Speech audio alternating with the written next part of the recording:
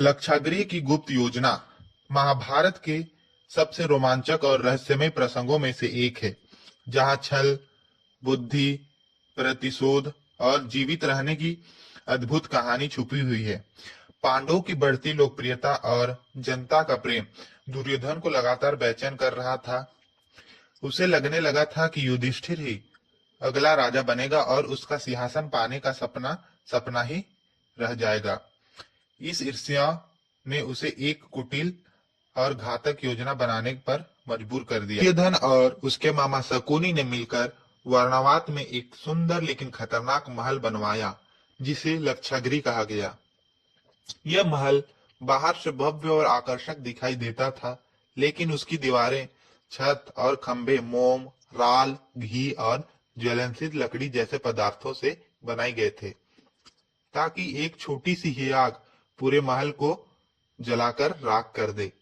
दुर्योधन ने अपने गुप्तचर पुरोचन को आदेश दिया कि जब पांडव आराम से सो जाए तो महल में आग लगा दी जाए और पूरी घटना को दुर्घटना।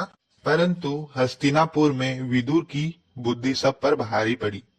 विदुर को दुर्योधन की नियत का आदेश हो गया था।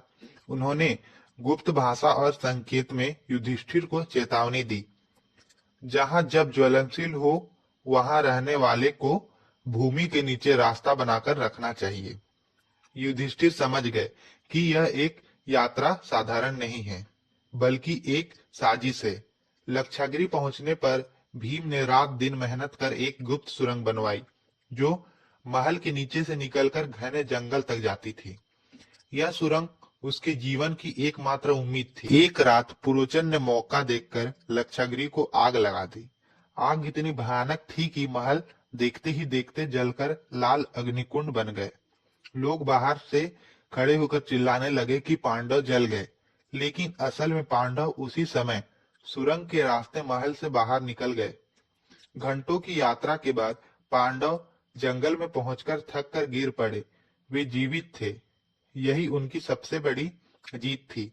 दूसरी ओर हस्तिनापुर में दुर्योधन खुशियां मना रहे थे, क्योंकि उसे लगने लगा कि पांडव हमेशा के लिए खत्म हो चुके हैं।